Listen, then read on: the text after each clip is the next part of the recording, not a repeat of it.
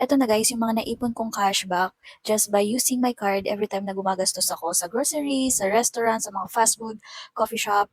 Disclaimer lang guys, lahat ng mga ipapakita ko dito is from my own account and totoo talaga siyang nag-earn ng cashback. So sa video na to guys, tuturuan ko kayo kung paano kayo mag-open ng account sa Maribank kung wala pa kayong mga account and para magkaroon din kayo ng cashback na 150 kapag gumamit kayo ng referral code. First, mag-download kayo ng Maribank. Ito guys, yan sa Apple Store or sa Google Store, Google Play Store.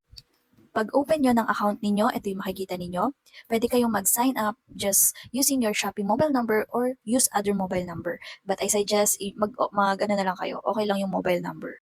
Okay, after nyan, input yung mobile number ninyo and ilagay nyo yung referral code ko na JD160751. Okay, again guys, para mas makuha ninyo yung 150 na sinasabi ko, kailangan nyo mag-deposit ng 1K sa account niyo after activation and i-keep nyo for 3 days.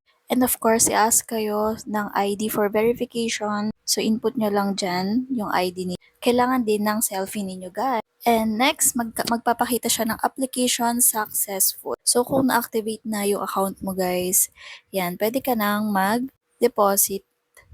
Yan, pwede ka na mag-deposit ng 1K. Single deposit dapat siya guys. And keep nyo for 3 days. And after 3 days, marireceive nyo yung 150 sa mismong account ninyo. And yan na, pwede nyo na siyang magamit. At meron na kayong cashback. And every time nagagastos kayo, may cashback kayo marireceive.